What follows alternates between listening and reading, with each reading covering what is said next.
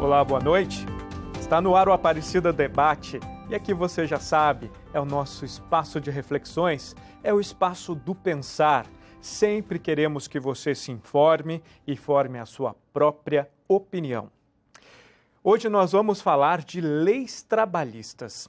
Com o avanço do coronavírus, empresas e trabalhadores tiveram que se adaptar, como a redução da jornada de trabalho e, consequentemente, do salário.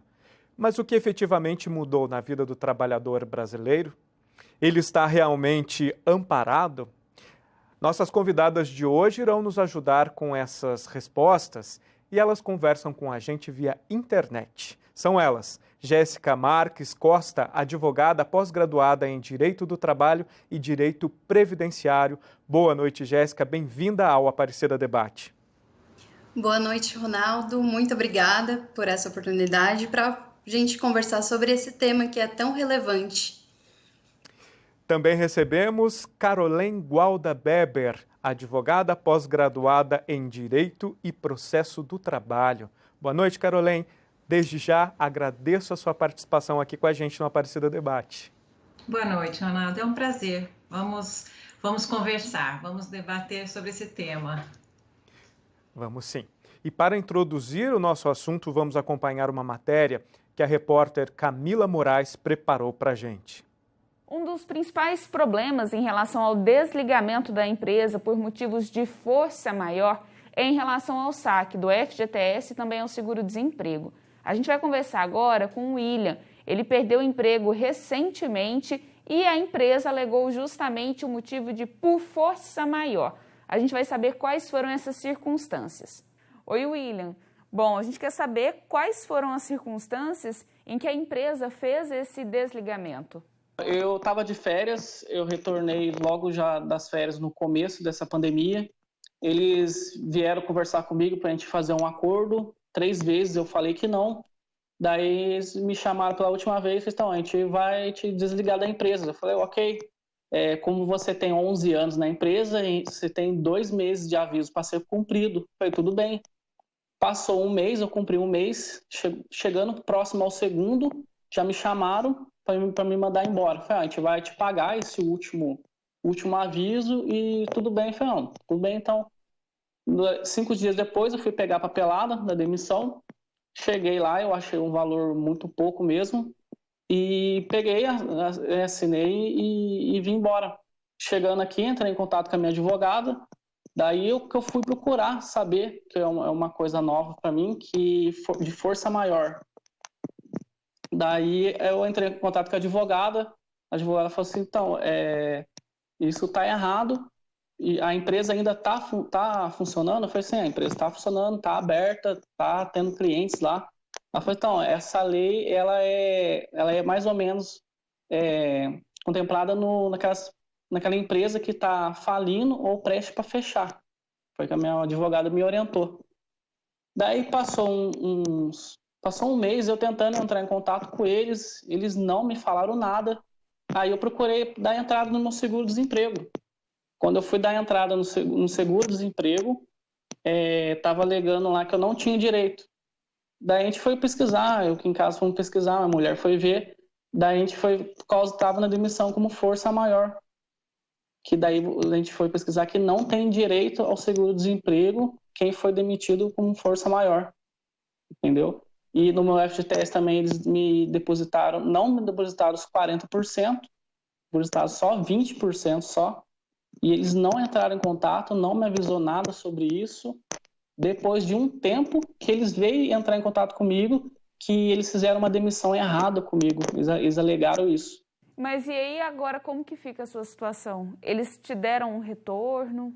Então, daí a gente foi chamado lá na empresa novamente, foi eu com a minha advogada. Refizeram tudo de novo, as papeladas tudo de novo. Pagaram o outro aviso que eles não tinham colocado no papel na demissão, mudaram o sobre de força maior, eles fizeram a mudança, só que no seguro, lá no pátio, tá tudo enrolado.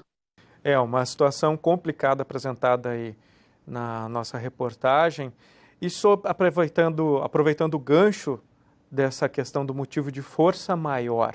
Isso já existe na nossa legislação ou é por conta da pandemia? Caroline, você pode responder para a gente, por favor? Sim, na verdade a CLT prevê essa hipótese, né? O artigo 486 da CLT já prevê a possibilidade do fato do príncipe, da força maior, e a empresa poder fazer uma rescisão pagando apenas parte do valor que seria devido. Acontece que as empresas, de uma maneira não muito correta, acabaram utilizando-se desse benefício que a lei prevê para essa situação de pandemia. E esse não era o objetivo da lei, não era uma situação de calamidade como a situação da pandemia, que é uma coisa genérica para o Brasil, para o mundo inteiro, né? A CLT previa isso para situações muito pontuais, para uma situação que aquela empresa especificamente não pôde dar continuidade no trabalho dela em razão de um ato do governo que a impediu de continuar as atividades. E nesse caso, a situação, apesar das empresas terem sido impedidas de continuar suas atividades, elas não foram de uma maneira específica impedidas, né? Foi um ato do governo, mas visando a segurança e a saúde de todos. Então, não foi uma decisão pontual para aquela empresa. Então, muito se falou no começo da pandemia e logo que as empresas tiveram que fechar as portas a respeito da possibilidade de demissão dos empregados sem o devido pagamento.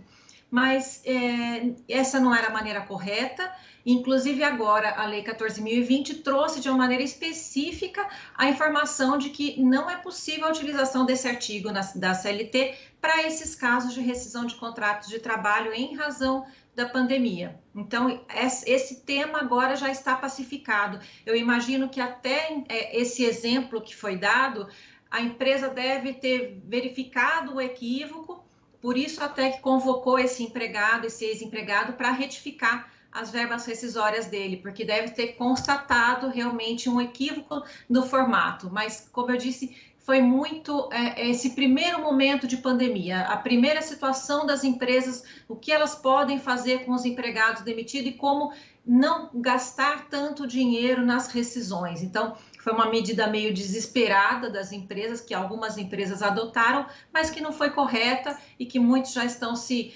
realmente adaptando e convocando esse pessoal que foi desligado para fazer o devido pagamento para eles. Jéssica, quer complementar? Complementando o que a doutora pontuou, na verdade, de fato, já existe essa previsão legal mesmo, e no início da pandemia houve muita discussão sobre a aplicação do fato do príncipe, da dispensa por força maior, devido a toda a situação que estamos vivenciando. Só que, como a doutora pontuou, de fato não era o caso.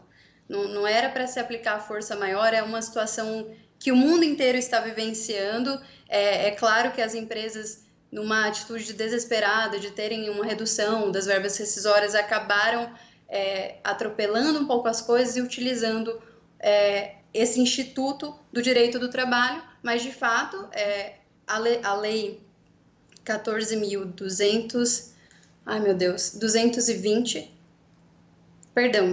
a lei 14.020, ela pontuou e pacificou essa matéria, dispondo que de fato não é possível a aplicação da dispensa por força maior devido ao coronavírus. Muito bem. Bom, muitas empresas optaram pela redução de jornada de trabalho, automaticamente tem a redução aí salarial. Para que isso aconteça, tem que haver um acordo entre empregador e empregado, ou a empresa já pode tomar essa decisão, Caroline? Não, sempre tem que haver um acordo. Então, desde a MP 936, que foi o primeiro regulamento que trouxe logo no começo da pandemia essa possibilidade, né, já vinha essa previsão expressa de que era mediante um acordo, podendo ser individual ou coletivo. A Lei 14.020, que regulamentou essa questão agora, depois da conversão dessa MP em lei, deixou isso claro, mais uma vez, facilitando apenas a forma como isso pode ser feito. Então, pode ser feito agora por meio de e-mail, até WhatsApp, é possível um acordo e um ajuste feito pelas partes, mas é essencial que exista esse acordo. Às vezes, dependendo da situação, ele pode ser individual, direto, empregador e empregado, e em outras possibilidades, em outras situações, ele deve necessariamente ser um acordo coletivo, então, tendo o envolvimento do sindicato nessa anuência da redução ou da suspensão do contrato. Jéssica.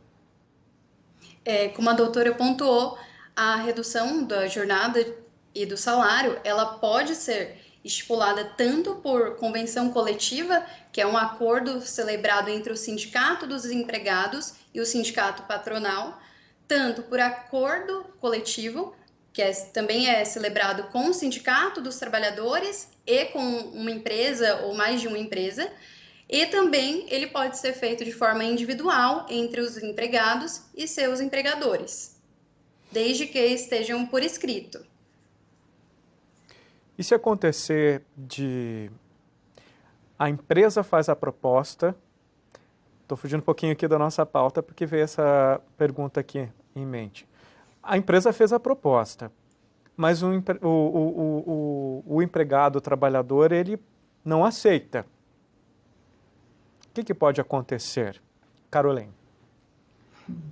Pois é um acordo, né? Então, necessariamente o empregado tem que concordar. O que a gente viu acontecer bastante desde o começo é que há necessidade, muitas vezes, das partes, e principalmente do empregado, em manter o seu contrato de trabalho, acaba forçando aquele empregado a aceitar o acordo, né? Até porque corre-se um risco da demissão, do desligamento. Então, o objetivo todo da lei e da MP, desde o começo das MPs, sempre foi a preservação do emprego. Então, é muito importante, a gente vem debatendo e trazendo bastante esse ponto, que o diálogo é essencial entre as partes. Desde o começo da pandemia, todos esses ajustes que foram proporcionados pelo governo, todos eles dependem de uma negociação. Então, é um acordo entre empregado e empregador.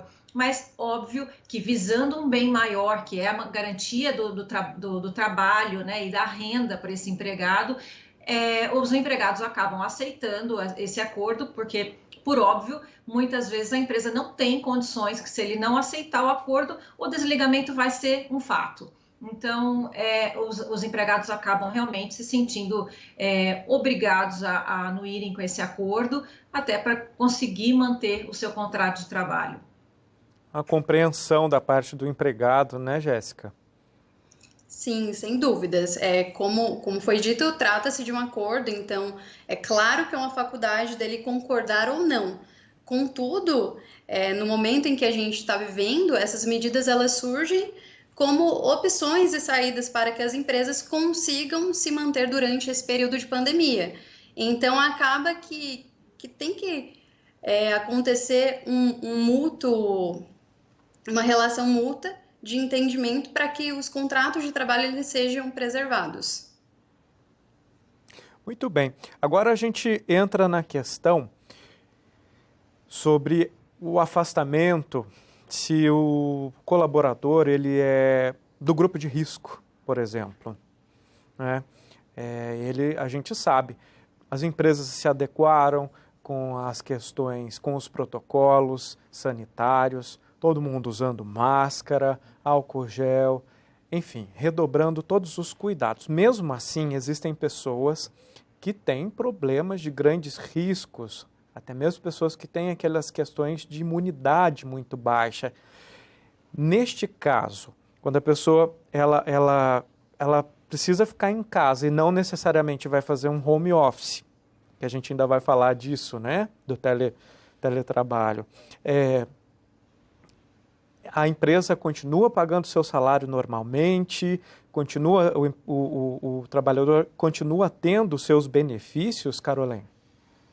Então, esse é um ponto bastante delicado e que a gente as empresas vêm se deparando com ele agora, principalmente na retomada das suas atividades, né? Muitos empregados ainda em essa situação de serem empregados com algum risco, de grupo de risco, e a empresa convocando esse empregado a retornar ao trabalho. Então, a gente precisa ter em mente que é um poder do empregador o chamado do empregado para voltar a trabalhar.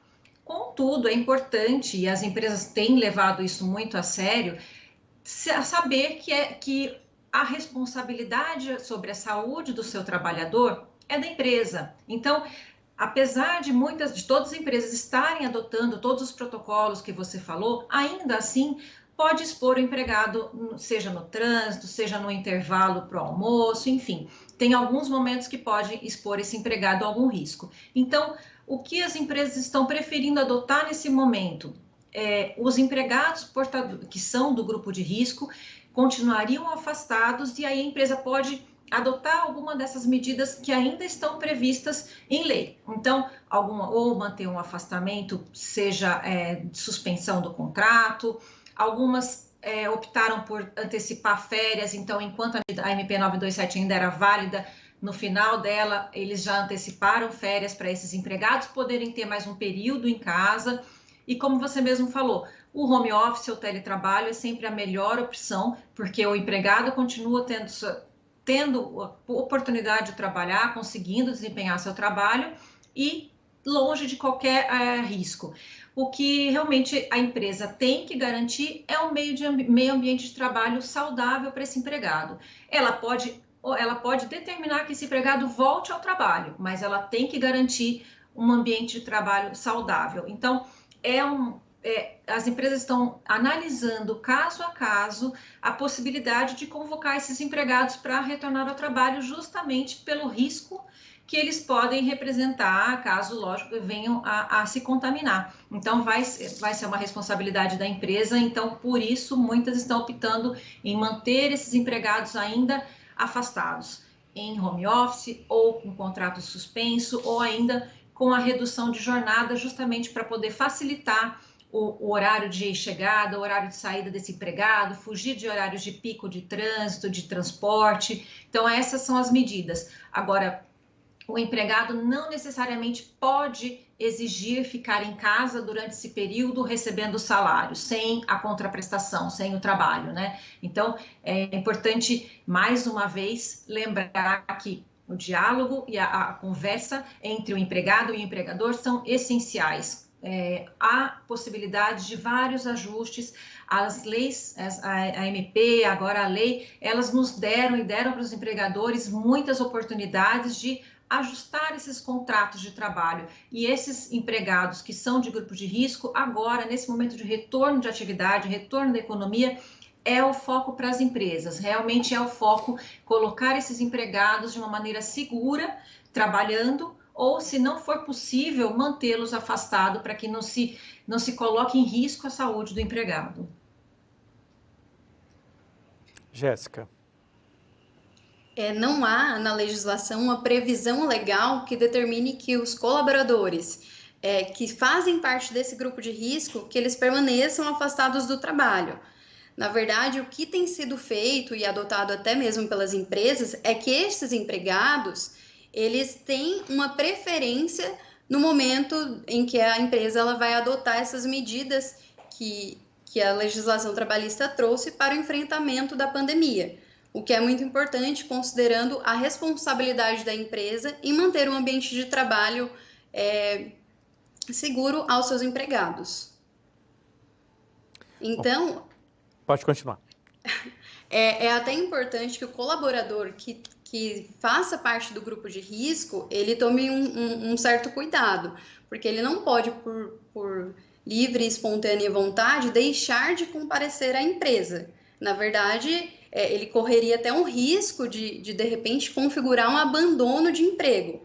Então, ele precisa ficar atento a essa situação e, de repente, a melhor saída seria conversar com o RH da empresa e verificar se para ele seria possível a adoção dessas medidas, a suspensão do contrato de trabalho, por exemplo. Vou voltar, dando continuidade na nossa conversa. A gente já fez a introdução ali do home office, né? A gente falou de quando o trabalhador ele precisa ser afastado por questões de saúde, por ser grupo de risco. Mas algumas empresas optaram pelo home office. Quando a pessoa está no home office, os seus direitos continuam da mesma forma?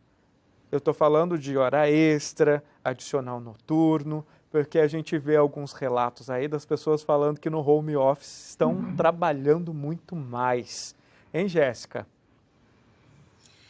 Então, Ronaldo, na verdade, no home office, diferente do trabalho presencial, que se exige uma obrigatoriedade de controle de jornada, no home office essa exigência ela não existe.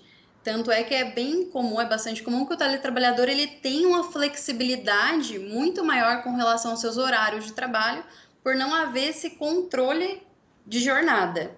Então, como não há este controle de jornada, também não há que se falar no pagamento de horas extras ou adicional noturno.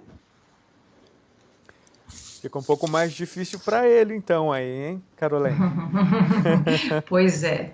Mas é importante a gente fazer uma distinção que, apesar de parecer a mesma coisa, teletrabalho e home office não são sinônimos, não é a mesma coisa. Então, o teletrabalho, esse sim, previsto na CLT, já tem uma regulamentação legal, ele exclui realmente o empregado do controle de jornada, então, consequentemente, da possibilidade de ele receber horas extras, e aí, adicional noturno, esses outros benefícios vinculados à jornada de trabalho. Contudo, o home office, que é o que a gente viu mais acontecer nesse momento de pandemia, até porque ele veio facilitado com a MP 927, o home office ele é um trabalho assim como o trabalho dentro da empresa, só que ele não se dá nas dependências do empregador, ele se dá na casa do empregado.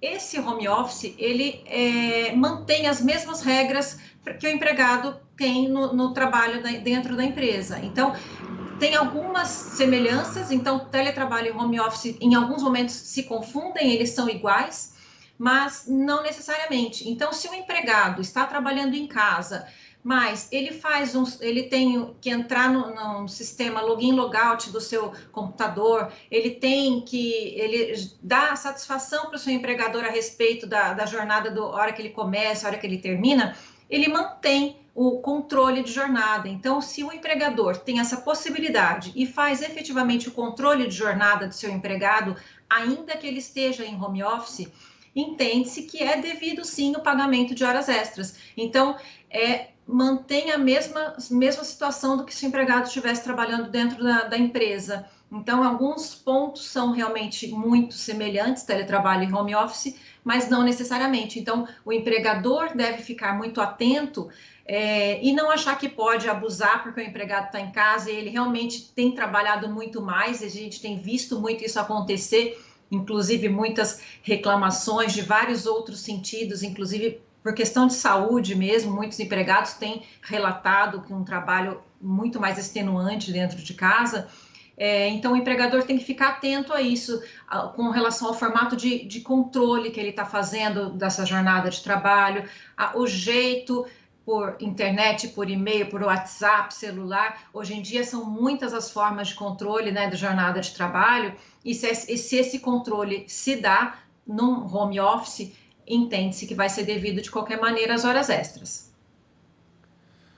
Bom, tendo essa opção do trabalhador fazer o seu trabalho de casa, a empresa precisa fornecer a ele os recursos necessários. Vamos dizer que o trabalhador não tem um computador em casa e o trabalho dele necessita do computador.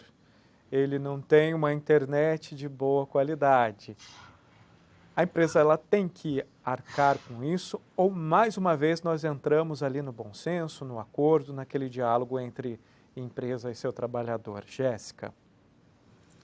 Ronaldo, a empresa, ela nesse caso, ela vai precisar conceder ao empregado que ele tenha a oportunidade de prestar o seu trabalho, mesmo que na casa dele. Então, nessa hipótese que ele não tem os equipamentos tecnológicos necessários para o seu trabalho, ele também não tem uma infraestrutura adequada para a prestação do seu trabalho, a empresa ela vai precisar sim fornecer esses equipamentos, fornecer essa infraestrutura para que ele consiga realizar o seu trabalho. Carolene? Apenas complementando, doutora Jéssica, é importante deixar claro que a CLT não estipula quem deve arcar com esses custos, né? Então, mais uma vez, como você mesmo disse, é muito importante a negociação, né? Então, não há uma determinação, uma obrigação legal de que o empregador deva fornecer o computador, deva pagar a energia ou a internet desse empregado. Então, o ajuste é muito importante. E daí a gente lembrar que nesse momento que o teletrabalho vem se divulgando e vem se tornando-se muito mais comum, as empresas devem fazer um ajuste com esses empregados que vão, a partir de agora, adotar o teletrabalho como uma forma comum de trabalho, para que isso conste em contrato, para que fique formalizado quem vai arcar com os custos, até que limite de custos, ou quem é o responsável por fornecer todos os equipamentos. Então, tudo isso é negociado, vem de um ajuste entre as partes e deve ser um ajuste escrito e para ficar contratualmente regulamentada essa relação entre o empregado e o empregador. Bom, houve no início da pandemia a questão da antecipação das férias. Eu acho que já com esses meses todos de pandemia, acho que quem tinha que tirar já tirou, né? Já voltou ao seu trabalho, mas muitos voltaram e se depararam com a demissão. Aí a gente entra em duas questões. Os que foram demitidos receberam todos os seus direitos e, de alguma forma, ser demitido no período da pandemia implica num acordo, olha, quando isso passar, quando a gente voltar a funcionar, quando melhorar tudo, a gente vai empregar você novamente. Jéssica. Ronaldo, as medidas trabalhistas, todas as medidas provisórias, elas vieram bastante no sentido de proteção ao emprego. Então, antecipação de férias, antecipação de feriado, concessão de férias coletivas, tudo isso visava a manutenção do emprego para que a taxa de desemprego não fosse tão alarmante. Então, não houve, com relação às verbas rescisórias, nenhuma medida ela dispôs sobre alguma alteração nas verbas rescisórias. Portanto, se o empregado ele é dispensado durante a pandemia, a empresa precisa arcar com os valores de verbas rescisórias, respeitando sempre o que a legislação dispõe sobre esse tema. Muito bem, Carolene. Exatamente, como a doutora falou, as verbas trabalhistas são devidas, independente da situação, se o empregado voltou de férias, ele foi demitido. O que é importante deixar claro é que se esse empregado teve o contrato suspenso ou reduzido em razão dessas possibilidades, né, que o governo trouxe através da MP e agora através da lei, tem um período de estabilidade, de garantia de emprego. Então, esse empregado que teve, por exemplo, ficou afastado por 30 ou 60 dias porque ele estava com o contrato suspenso, quando ele retorna ao trabalho, ele tem uma garantia de emprego pelo mesmo período em que ele teve o contrato alterado. Então, esse é um ponto que os empregadores precisam ficar atentos, e os empregados também, de que eles não podem ser demitidos quando eles retornam ao trabalho após uma suspensão ou após fim do período de redução do contrato de trabalho. Mas, fora isso, numa situação normal de retorno de férias, é possível, sim, o empregador fazer a rescisão, desde que pague corretamente as verbas rescisórias dele. E outro ponto importante que eu acho que cabe lembrar é que esse empregador agora, em razão de medida recente também do governo, pode recontratar esse empregado, que era uma coisa que antes também tinha uma presunção de ilegalidade, de alguma fraude. Hoje em dia, justamente visando facilitar, né, o retorno desse empregado ao seu trabalho, o retorno dele à economia. Hoje em dia, o empregador pode fazer essa recontratação sem esse caráter que antes se dava de ilegalidade nessa recontratação. Você mencionou aí a questão da suspensão do contrato de trabalho. Vamos explicar melhor aí um pouquinho qual seria a diferença entre a demissão e a suspensão do contrato de trabalho? Sim, a demissão é simplesmente finda-se a relação entre o empregado e o empregador, é devido para esse empregado todas as verbas rescisórias normais do contrato de trabalho dele, então extingue-se a relação. Na questão de suspensão do contrato de trabalho, a relação é mantida entre o empregado e o empregador, só que o contrato fica suspenso, ou seja, o empregado não deve prestar os seus serviços e também não recebe salários do empregador. Contudo, nesse momento de pandemia que veio pela MP 936 e agora pela Lei 14.020, essa suspensão, durante o período de suspensão, o empregado recebe o que a gente chama de BEM, que é o benefício emergencial, que o governo que paga. Então, o empregado fica com seu contrato de trabalho suspenso e recebendo essa parcela que seria a base do seguro-desemprego. Então, o cálculo dele, o valor que esse empregado vai receber, é o valor que ele receberia da parcela de seguro-desemprego. Há uma distinção se ele vai receber se ele recebe 100% desse valor, a depender do tamanho da empresa que é a empregadora dele. Então, dependendo da situação, empresas de grande porte que faturaram em 2019 mais de 4,8 milhões, elas têm que pagar 30% do salário do empregado e ele recebe 70% em cima desse valor que seria do seguro-desemprego. Para as outras empresas, a suspensão se dá e ela não paga nada para o empregado e ele recebe 100% desse benefício. E o período em que ele ficou afastado, ele tem de garantia de emprego quando ele retornar. Então, se ele ficou 60 dias afastado, ele retorna ao trabalho e tem mais 60 dias de garantia de emprego. Jéssica? Na verdade, eu só vou complementar um pouco o que a doutora mencionou e só lembrar que na hipótese de um empregado ele ser beneficiado com essa medida, caso ele venha a ser dispensado no futuro, isso não vai afetar o seguro-desemprego. Então, o que ele recebeu hoje, caso ele seja dispensado daqui a 2, 3 meses, não irá afetar nas parcelas do seguro-desemprego. No mais, concordo com tudo que foi exposto pela doutora. Então, Jéssica, se ele está com o seu contrato de trabalho suspenso, ele tem essa garantia de emprego, mas ele pode voltar também e ser demitido? Pode acontecer isso? Pode. A demissão pode ocorrer após a garantia de emprego. Tá. Então, ele teve o contrato de trabalho suspenso, retornou. Foi observado esse período de garantia de emprego, aí após isso, ele poderá sim ser dispensado. E aí não será afetado o valor que ele receberá de seguro-desemprego. Bom, qual seria, então, na verdade, não, existe um prazo para essa suspensão de contrato de trabalho e um prazo para redução de salário e jornada, Jéssica? Existe sim, Ronaldo. Para a suspensão do contrato de trabalho, a lei prevê que o período máximo seja de 60 dias e que esse período ele pode ser fracionado, ele pode ser dividido em 2 períodos.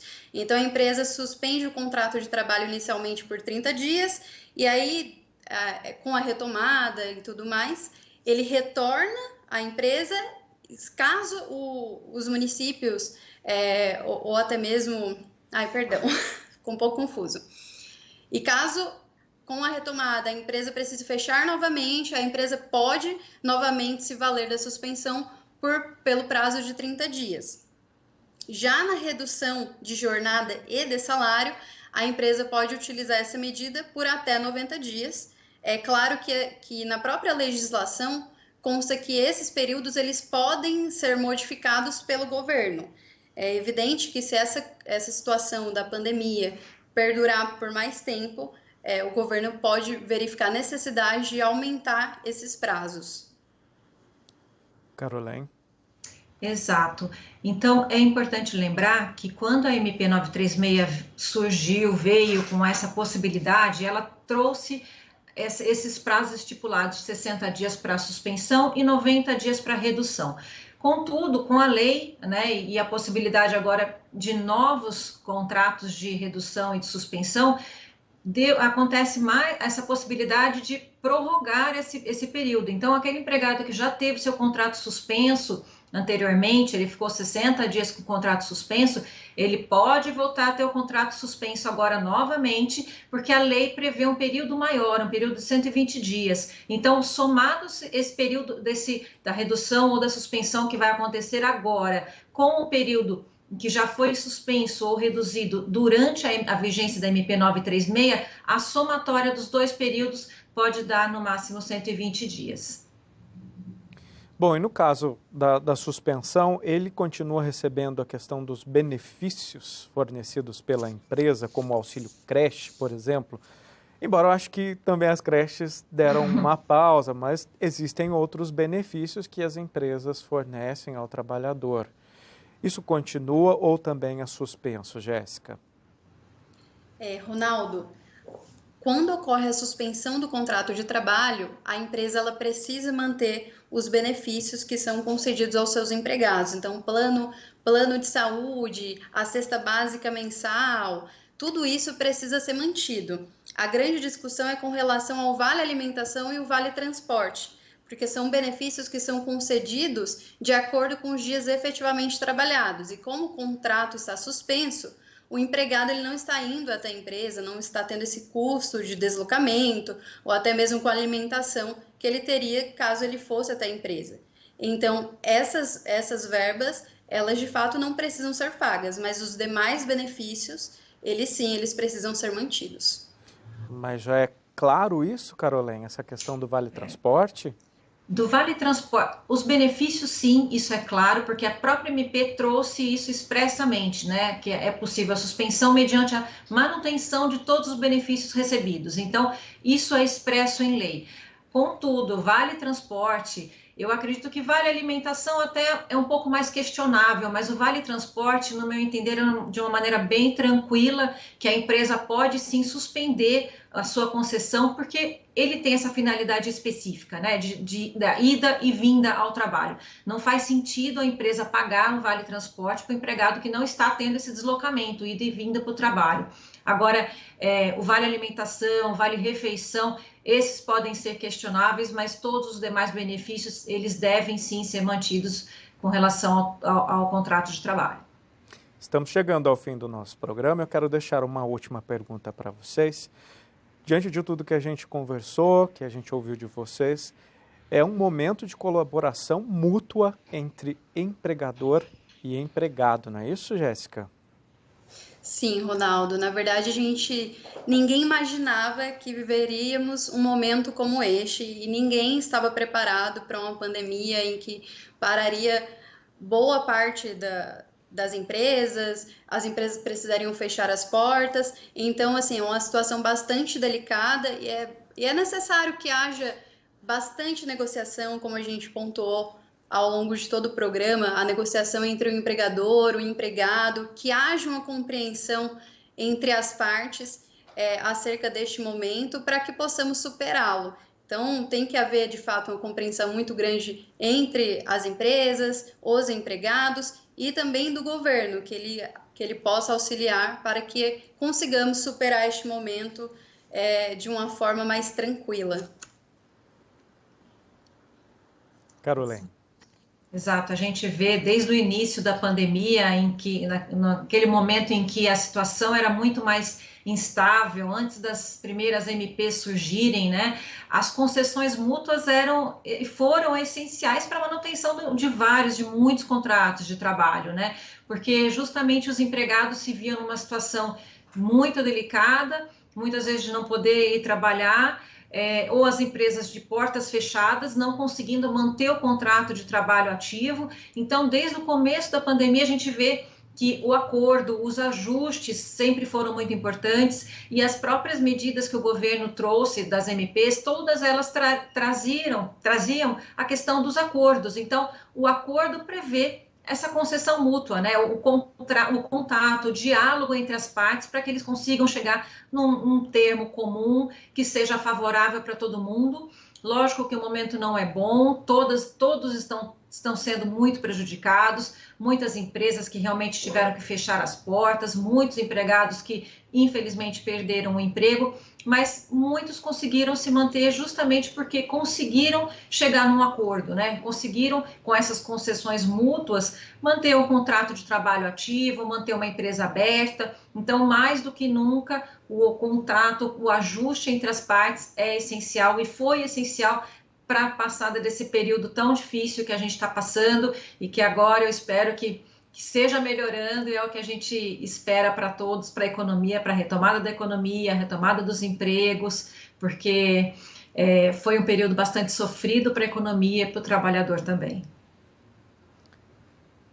É o que a gente espera, né? Que tudo isso passe, que todos fiquemos bem. Chegamos ao final do nosso programa e hoje nós falamos sobre leis trabalhistas, sobretudo neste momento de pandemia. E aqui nós contamos com a participação via internet de Jéssica Marques Costa, advogada, pós-graduada em Direito do Trabalho e Direito Previdenciário. Jéssica, boa noite e muito obrigado pela sua contribuição com o Aparecida Debate. Boa noite, Ronaldo. Eu que agradeço a oportunidade. Nós conversamos também com Caroline Gualda Beber, advogada, pós-graduada em Direito e Processo do Trabalho. Uma excelente noite para você e obrigado por participar com a gente aqui do Aparecida Debate. Foi um prazer, Ronaldo. Muito obrigada. Foi um debate enriquecedor. Boa noite. E para rever este programa, acesse o canal da TV Aparecida no YouTube e quando você deixar seu comentário com sugestão ou crítica em nossa página, utilize a hashtag Aparecida Debate.